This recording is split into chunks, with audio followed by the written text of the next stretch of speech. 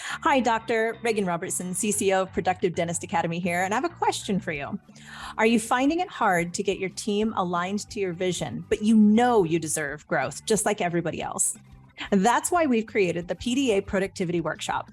For nearly 20 years, PDA workshops have helped dentists just like you align their teams, get control of scheduling, and create productive practices that they love walking into every day. Just imagine how you will feel when you know your schedule is productive, your systems are humming, and your team is aligned to your vision. It's simple, but it's not necessarily easy. We can help. Visit productivedentist.com/workshop. That's productivedentist.com/workshop to secure your seats now. This is not a one-way street. You know, when you're a leader, and we've talked about leadership a couple of episodes ago, I want to get the feedback from my team on what's going on. Hello, everyone. This is Dr. Bruce B. Baird, and you're listening to the Productive Dentist Podcast. In this podcast, I will give you everything that I've learned over the last 40 years in dentistry, working with thousands of dentists. I'll tell you, it's not that my way is the only way. It's just one that has worked extremely well for me, and I'd love to share that with you so you too can enjoy the choices and lifestyle that productivity allows. More time for things you love, increased pay, better team relationships, and lowered stress. Let's get into it with this week's episode of the Productive Dentist Podcast.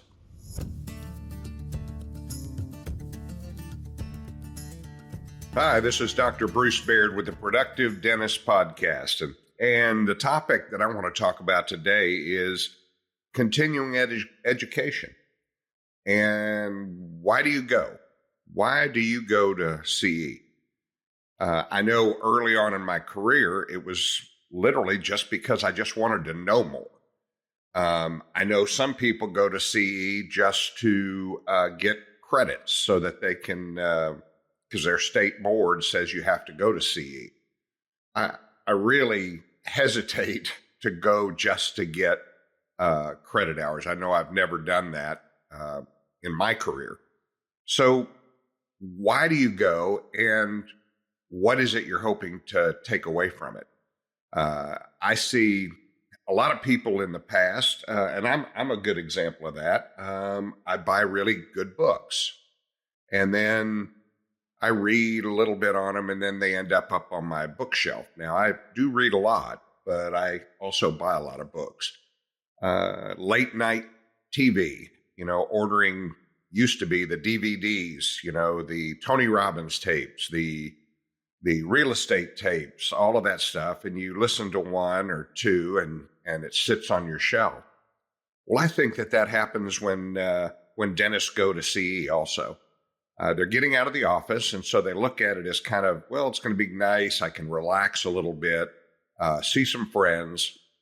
And those are all important. I prefer doing that when I'm on vacation. I love seeing all my buddies at continuing education programs at different venues all across the country. And we get to go out and eat nice dinners, and we get to do those things that are really a lot of fun.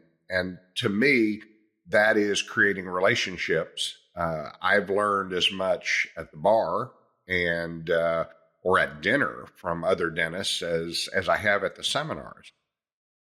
But what do you do when you come home? That's kind of a question. Do you listen to one tape and then that's the end of it? Do you go to a continuing education taking notes on things that you're going to make changes in your own business, in your own practice? And then when you do go back, how do you make those changes? Is your team traveling with you to these seminars? Or are you coming back with new ideas and new thoughts and saying, hey, this is what we're going to do? And I've done that many times, I promise, but also I've taken my team many times. One of the things that I always love to watch at Productive Dentist Academy is when the teams come, the doctor comes with 6, 8, 10 team members, and to watch them during the day. We have a great time at night. We have entertainment. We have places to go. But what I'm so impressed with are the offices that go back and actually implement things and make a difference. I see the entire team meeting with the doctor, and this is not a one-way street.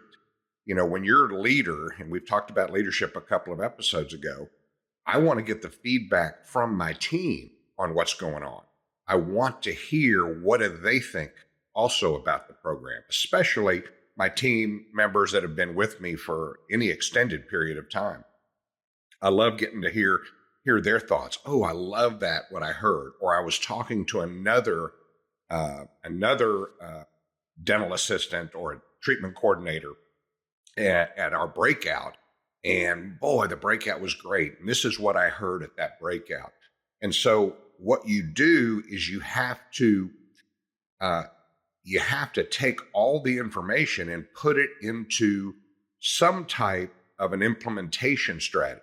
Because if you don't, you really had a great time, you have more knowledge, but it really doesn't change the ultimate things that we came to change.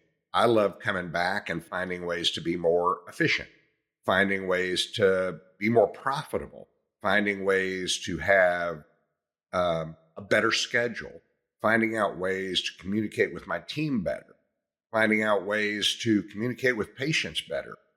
But without an implementation strategy, the tendency is to go back, and I've heard this many times where the doctor, the team will say, don't worry, he'll get over it or she'll get over it in a few days.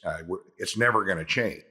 And I know there are a lot of dentists out there that don't change, but I challenge you to think about everything that you learn. I love to have the saying that when I go to a continuing education course, I never look at things the same way again. What I do is I look at the mouth, differently. If I, went to talk about going to Pat Allen's course on connective tissue grafting, or going to the pinhole course, or going to Mish, or going to, hear Dawson speak years ago. When I would go listen, I would never think the same way again. And I challenge you, not thinking the same way, but being able to go back and implement. So by putting together strategies that you want to implement, what I do is I'll list 1 through however many I got, however many pearls, if you will, I got, or how many ideas that I got, and how many that the team got. And we will meet and talk about it, and then sit down and write out a list of 10 implementation things, or 12, or 3, or 1. Sometimes you go to a course and, it's kind of repetitive. It's a lot of things that but you heard one thing that was said that changes everything about the way you look at the mouth, or the way you look at your team, or whatever. Or one of your team was talking to someone in a breakout and they had an epiphany or a breakthrough. Oh my gosh, I think if we did this would be awesome. And bringing to the table and having that meeting, or when you get back. Now, I love it at PDA, watching teams meet there to set their implementation strategy. And I really think that's important if you're bringing your team, because when you get back, you're back in the battle again. It's Monday morning, you're back at the office, and here we go again. And we don't even think about the course we took the weekend before, unless the entire team has been educated and we've set up that implementation strategy. So what I'd love to do is, if we're going to a course and I'm taking the team, we specifically set up, and let's just say there's not time for breakouts with your team at the meetings or at the seminar. When you get home, set aside 2 hours, 3 hours, or 4 hours of time for training and discussions and figuring out, okay, we just went to this course. What things, just like they're doing at PDA, sitting around a table, coming up with implementation strategies, we recommend that same thing when you come home. So you come home, you list out everything 1 to 10, and you start this strategy of implementation. Now, are you going to do all of it? Or are you going to delegate this implementation strategy? Well, that's important. There are certain things that I wanted to change. So for me individually, I might have learned a new phrase or a new way of talking to a patient to explain some treatment, in the treatment rooms. And so I like to try that. I use one example. I heard a guy talking about incisal edge composites, and that became my way of communicating. I would just say incisal edge composites, it's kind of like an M&M. You start to turn it on its side and you start to shave it, and you get this hard outside and this soft inside. And that soft inside is very susceptible to acid. And that's where you get those little dip outs in your front teeth. So I learned that, and I went home. I had those things written down. Now you can put them on your phone, give you a reminder. Are you using it? Are you doing it? Are you explaining to patients those things? But your team has those same things that you're going to, as a leader, assign them the duty or the opportunity to head up a certain area. Like it could be in the lab. You have certain things that you like in the lab, and you want to bring in, for instance, maybe a printer. So I assign that team member with me. I'm going to be buying this stuff. We're going to set it up, and I'm going to need your help in setting up this new printer or this new milling machine or this new. You can go down the list. There's all kinds of things that my team helps me with. What I don't want to have happen is I come back from the meeting and I send out and I order 3 or 4 or 5 things, and they get to the office, but I forgot about them. My team doesn't really know what they are, and they end up in the boneyard upstairs, where nobody's using them. Well, how do I know that? Because I've done it a lot of times. So with intention, delegating the responsibilities to do different areas. Maybe it's a new way of collecting. Maybe it's a new way of doing your financial arrangements. Maybe it's, whatever it is. You've got to reset the boundaries, reset the steps that you're going to do in this particular system, and delegate that to a team member. And as a leader, what do? We're going to check, and we're going to do it every month, every week. Initially, I probably will check on a system once a week. And just in passing, I'll just say, okay, I got 5 minutes. I'm going to go check on this system. How's that going, Mary? Oh, it's going great. Really? Okay. Then a week later, I just wanted to check again. Oh, it's really doing good. I love the way this works or that works. Or you find out we're having a little issue with this. And now you powwow and you decide, okay, we can make a difference. We can change something in our system.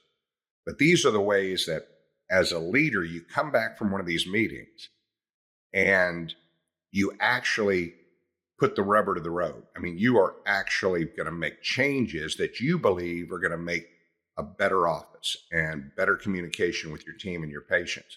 And so, I really challenge you, every seminar you go to, if you're by yourself, write down the things that you think might work great in your practice, then have the powwow with your team when you come back. And when I say powwow, you sit around and you really go through these ideas or these thoughts, and you ask them, what do you think about that? Have you guys, heard anything, or any of your friends that are treatment coordinators or front office, are they doing this? And then also getting them the education that they need. Nowadays, there's so much video out there. There's YouTube. There's, so many things. Well, I say, I want you to watch these. I'll give an example. We learned about sleep apnea. I came back and I assigned one team member. And I said, okay, you are going to be the driver of our sleep apnea program. And they were excited. It was something they were interested in. You're going to have to find one that's interested in it. And then I send them for education. Now, again, you can download videos, you can download content to help educate them. And then you can help train them in that area. And then at some point in time, they kind of run the show. And you can step back and know that your patients are being taken great care of. And you're actually doing something that is for your team, that's giving them that independence and that love of coming to work, because they all have responsibilities. And that all stems from not just my thoughts about dentistry, but what I'm learning when I go out to these seminars and this education that we go to. So anyway, hopefully this has been something that'll kind of hit you between the eyes, and we'll be back next week with another edition of the Productive Dentist Podcast. And like us on all the different social media channels. And if you know a friend that that you could refer to us, we sure would appreciate it. Thanks so much, and look forward to it. Thank you for joining me for this episode of the Productive Dentist Podcast. If you found this episode helpful, make sure you subscribe. Pass it along to a friend. Give us a like on iTunes and Spotify, or drop me an email at podcast@productivedentist.com. Don't forget to check out other podcasts from the Productive Dentist Academy at productivedentistpodcast.com. Join me again next week for another episode of the Productive Dentist Podcast.